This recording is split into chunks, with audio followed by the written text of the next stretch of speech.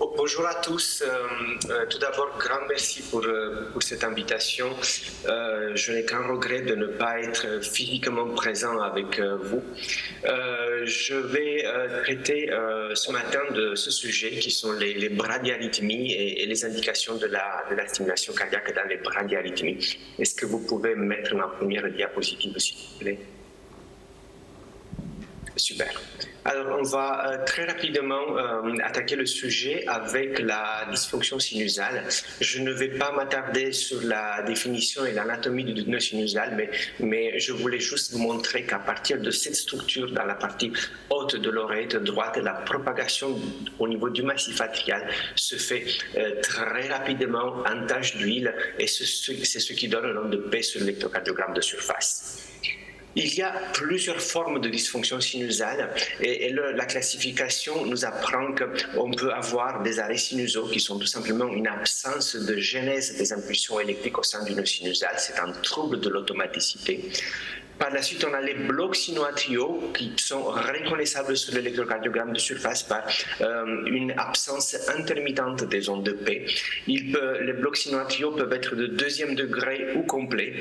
La classification des blocs sino-atriaux de deuxième degré, elle est calquée sur le modèle plus connu des types de blocs auriculo-ventriculaires de deuxième degré, puisqu'on peut avoir soit un allongement progressif de la conduction sino-atriale, soit un blocage intermittent, soit un blocage de type 2 sur 1. Et en cas de bloc sino-atrial complet, on peut voir sur l'électrocardiogramme de surface ces pauses qui peuvent attendre plusieurs secondes et qui sont fort heureusement le plus souvent raccourcies par l'apparition d'un échappement.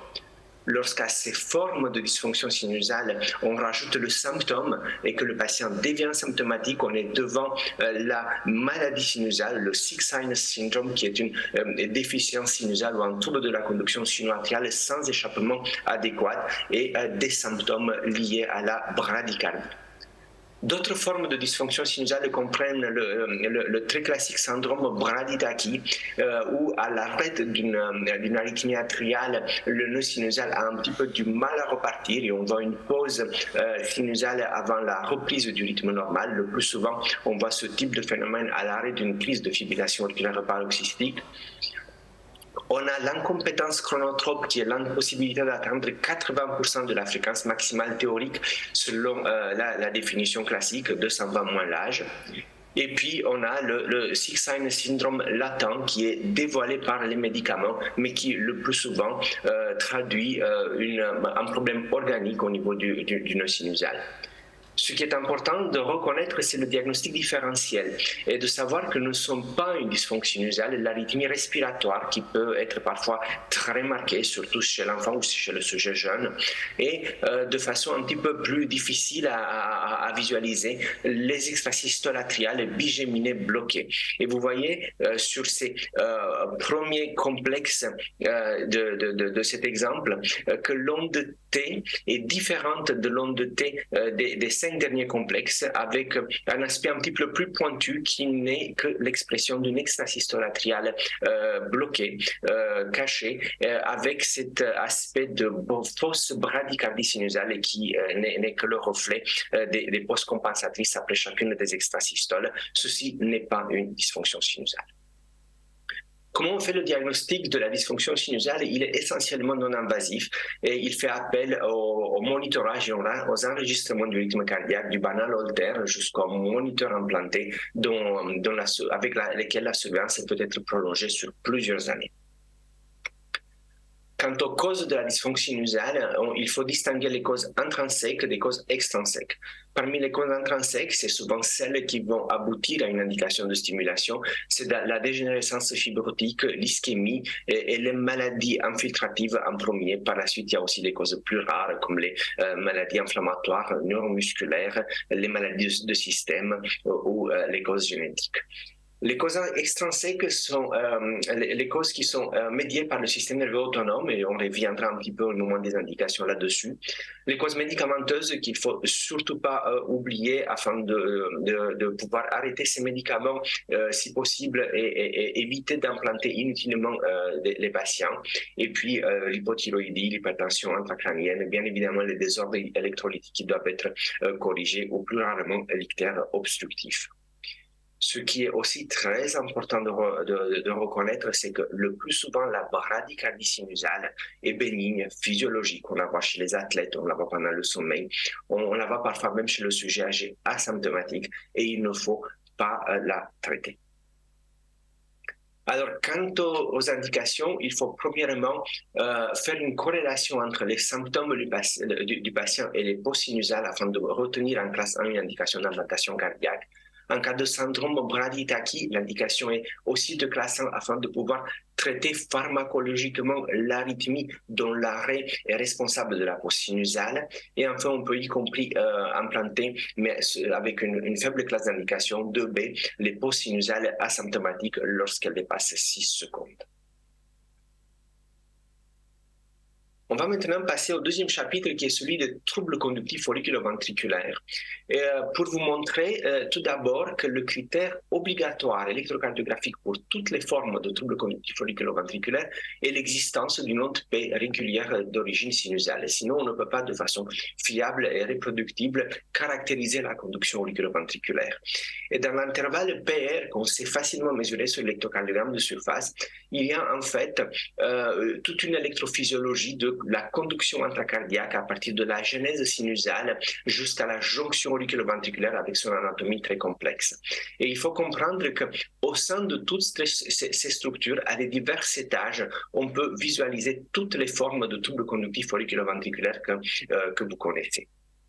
Bien évidemment, ce qu'on apprend, c'est ces trois formes classiques de bloc auriculo-ventriculaire, mais je voulais insister sur le fait que le terme de bloc auriculo-ventriculaire de premier degré est finalement inapproprié, puisque nous n'avons qu'un allongement de l'intervalle PR, il n'y a aucun blocage des ondes de P dans cette forme de trouble conductif auriculo-ventriculaire, donc on ne peut pas le nommer bloc.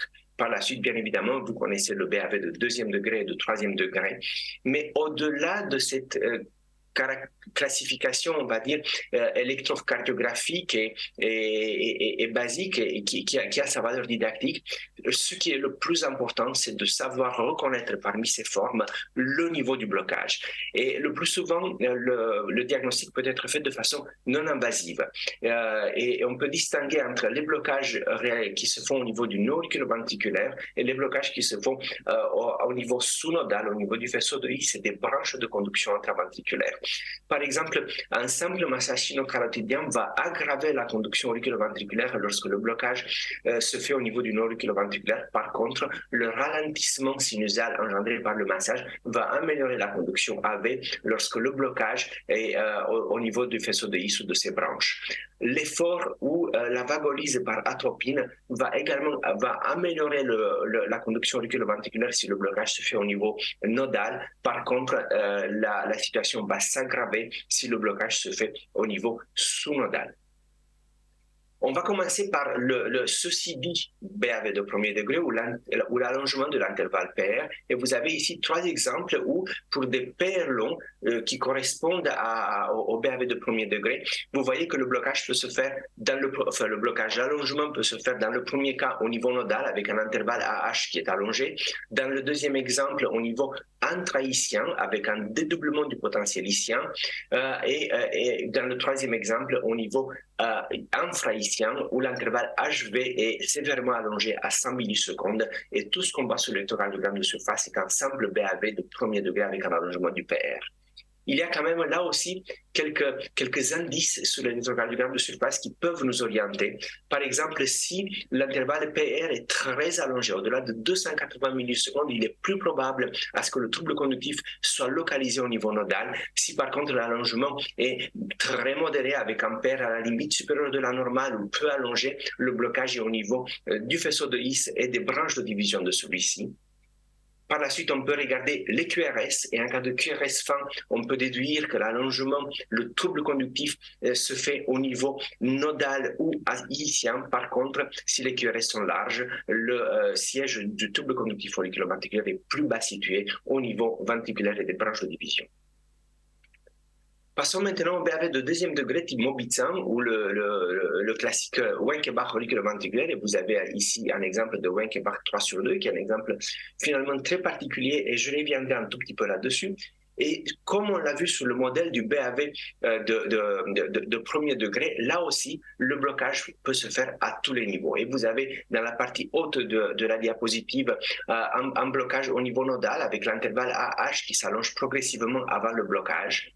Dans le deuxième exemple, un blocage qui se fait au niveau intra-ischien avec un dédoublement du potentiel ischien qui s'allonge avec un allongement de l'intervalle HH avant le blocage entre les deux potentiels ischiens. Et finalement, dans le troisième exemple, un blocage qui est infra-ischien puisque vous voyez que l'intervalle AH reste stable. Progressivement, l'intervalle HV s'allonge jusqu'au blocage pour ce troisième complexe. Revenons sur l'exemple que je vous ai montré, classiquement un BAV 3/2 avec un allongement progressif de l'intervalle PR.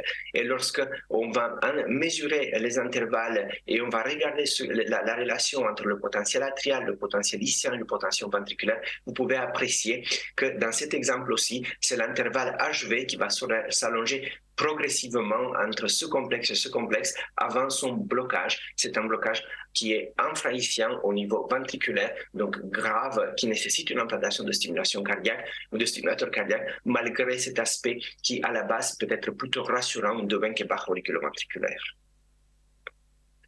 Quant au BAV de deuxième degré type Mobitz 2, qui est le blocage inopiné sans allongement préalable visible ou mesurable de l'intervalle PR, le plus souvent le trouble conductif est infra-ischien et traduit une dégénérescence avancée du système conductif avec nécessité d'une implantation de stimulateur cardiaque. Le cas très particulier du type 2/1 qui rentre dans la catégorie des BAV de deuxième degré, et vous avez ici un exemple avec l'électrocardiogramme de repos de ce patient où une P/2 est bloquée, l'autre onde P/2 est conduite de façon normale.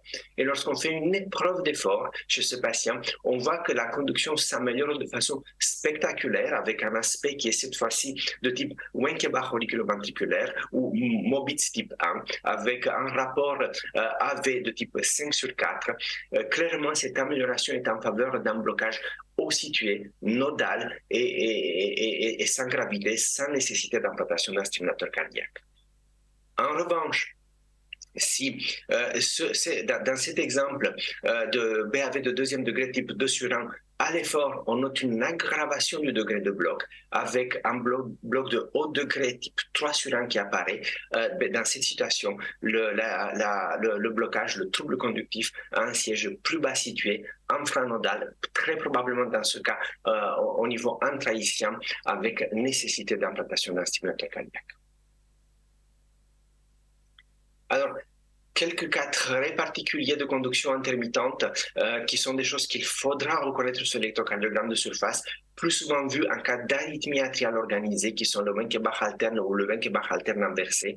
Nous n'avons pas le temps de nous attarder sur ces situations particulières. Mais ce que je voulais aussi vous dire, c'est que ces rapports, notamment en cas de conduction intermittente entre les oreilles et les ventricules, et ces rapports qu'on peut décrire pour une conduction de type Wenckebach, ne peuvent pas prendre toutes les fractions imaginables. C'est des rapports très particuliers seulement qui sont possibles et ça a été détaillé dans la littérature classique d'il y a 20 ou 30 ans à l'époque de l'électrocardiographie pure, bien avant les études invasives. Un cas très particulier là aussi qui est celui du BAV paroxystique, probablement le plus difficile à diagnostiquer. Et vous avez ici trois exemples où c'est une extrasystole atriale qui va par la suite induire un BAV de deuxième degré type 2 sur 1. Dans ce deuxième exemple, une extrasystole ventriculaire qui, après la pause compensatrice, qui va allonger l'arrivée de la prochaine onde P sinusale, induit également un blocage intermittent de la conduction auriculo-ventriculaire. Et dans ce troisième exemple, une extrasystole probablement jonctionnelle icienne qui induit le même phénomène. On peut observer ce type de phénomène, y compris lorsqu'on induit le ralentissement sinusal par un massage sino-carotidien. Cette situation de BAV paroxystique que vous visualisez soit par des enregistreurs, soit au massage sino-carotidien, montre en fait que la localisation est sous-nodale. C'est le classique bloc en phase 4 qui est dangereux car l'échappement est rarement fiable et ces patients nécessiteront quasi systématiquement une implantation de stimulateur cardiaque. La difficulté étant plutôt celle du diagnostic puisqu'il faut avoir un enregistrement pour pouvoir reproduire ces phénomènes avant de faire le diagnostic précis et de procéder à l'implantation. Alors, passons maintenant aux recommandations de 2021, qui sont les dernières en vigueur. Et bien évidemment, lorsque le siège du bloc est infranodal, l'indication d'implantation est de classe 1. Elle est également de classe 1 lorsque la conduction le trouble conductif auriculo-ventriculaire est de deuxième degré type Mobitz 1, donc avec le Hunkebar auriculo-ventriculaire, si le siège est intra ou infraïcien, ou encore même si le siège est nodal, ceci, par le biais d'une insuffisance chronotrope, entraîne une symptomatologie, mais l'indication est un petit peu plus faible, en classe 2A. Et on voit dans ces recommandations que toujours en classe 2A, y compris le simple allongement de l'intervalle PR, lorsque celui-ci est très important, au-delà de 300 millisecondes, accompagné d'un équivalent de syndrome de pacemaker, peut également représenter une indication de stimulation cardiaque. Quelques situations particulières qui sont celles des troubles conductifs intraventriculaires. On va s'intéresser à celle-ci lorsque un patient fait une syncope inexpliquée. On va réaliser une exploration électrophysiologique lorsqu'on visualise sur l'électrocardiogramme de surface une association de blocs sur deux des faisceaux, soit la branche gauche, soit la branche droite et une des deux autres hémibranches. Et on a une indication de stimulation de classe 1 en cas d'allongement de l'intervalle HV de plus de 70 millisecondes. C'est une vieille notion qui n'a fait qu'être reprise dans les dernières recommandations, tout comme le bloc alternant. Et bien évidemment, on peut se passer, lorsqu'on voit ce type de phénomène électrocardiographique, on peut se passer de l'exploration électrophysiologique, mais avec une classe d'indication beaucoup faible si la fragilité du patient fait que la balance bénéficie, ce qui est plutôt favorable à une implantation d'emblée. Quant à la syncope réflexe, la règle d'or, c'est éviter à tout prix l'implantation. Et par contre, s'il y a des syncopes récurrentes chez des patients qui sont plutôt âgés, certainement au-delà de 40 ans, avec des pauses documenté symptomatique de plus de 3 secondes, on peut procéder avec une indication en classe 1 à l'implantation d'un stimulateur cardiaque avec certains avantages qui ont été démontrés dans la littérature pour des algorithmes adaptatifs de la fréquence, comme celui qui est intégré sur le stimulateur biotronique.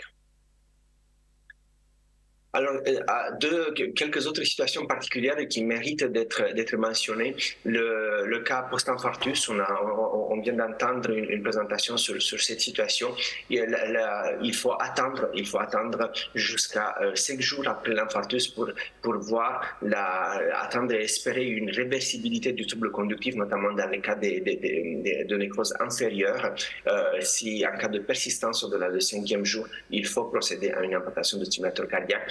Mais il faut bien choisir le type de prothèse, et notamment dans les suites d'un infarctus antérieur, où on peut procéder à l'implantation des prothèses plus complexes qui sont les stimulateurs ou les défibrillateurs triple chambre. Dans le cas plus particulier de la chirurgie cardiaque, en cas de troubles conductifs auriculoventriculaires, là aussi on va attendre 5 jours minimum. Par contre, si la bradycardie prend la forme d'une dysfonction sinusale, le temps d'attente est beaucoup plus prolongé et devrait aller jusqu'à 6 semaines avant de penser à une éventuelle implantation. De plus en plus, on voit dans les services de cardiologie des patients qui vont développer des troubles conductifs après une implantation percutanée de valve aortique. Bien évidemment, l'apparition d'un bloc auriculoventriculaire persistant ou d'un bloc de branche alternant après TAVI est une indication de classe 1 d'implantation d'un stimulateur cardiaque. En cas de préexistence d'un bloc de branche droite avec apparition d'un nouveau trouble conductif, que ce soit type d'allongement du PR ou des mi-blocs, on va également procéder avec une classe d'indication plus faible à une implantation de stimulateur cardiaque. Par contre, s'il n'y a pas de bloc droit préexistant, en cas d'apparition d'un bloc gauche ou d'un élargissement des QRS ou d'un allongement de l'intervalle PR à la suite de l'implantation percutanée de la valve, on a une indication de surveiller de façon prolongée ces patients avec des monitorages Holter-ECG systématiques à la recherche d'un BAV paroxystique, où on a également une indication de faire, si cela est possible, une exploration électrophysiologique afin de documenter le caractère infranodal du trouble conductif et retenir ainsi, si nécessaire, l'indication implantatoire. Et je vais finir sur des données très récentes issues d'une petite étude, mais qui nous permettent de remettre en question une notion très classique. Et à chaque fois que vous voyez un patient implanté, ce qu'on fait depuis des décennies, c'est de programmer la fréquence de repos de ces patients à 60 battements par minute. Une étude récente a remis ceci en question et elle est basée sur le fait que la fréquence cardiaque normale chez le sujet sain est en fait dépendante de façon linéaire de la taille des patients et vous voyez que quasiment personne au repos n'est à 60 battements par minute et les auteurs de cette étude, de façon randomisée, ont inclus des patients insuffisants cardiaques avec une fraction d'éjection plutôt préservée et qui avaient des situations de pacing physiologique, soit un pacing purement atrial, soit un pacing au niveau des voies de conduction du faisceau de His ou de la branche gauche, ou du pacing biventriculaire. Et bien évidemment, ils ont exclu les patients avec des QRS stimulés très larges. Donc on voulait s'approcher le plus possible d'un rythme physiologique ou d'une stimulation atriale avec une propagation intraventriculaire la plus physiologique possible.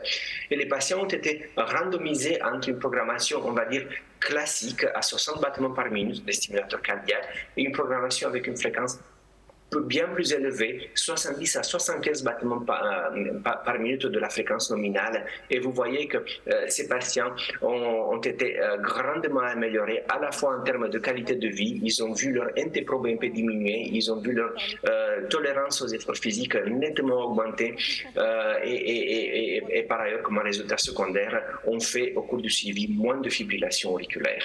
Tout ça pour remettre en question un petit peu quelques idées reçues et surtout la programmation systématique de 60 battements par minute chez vos patients stimulés. Je vais m'arrêter ici. Merci beaucoup pour votre attention.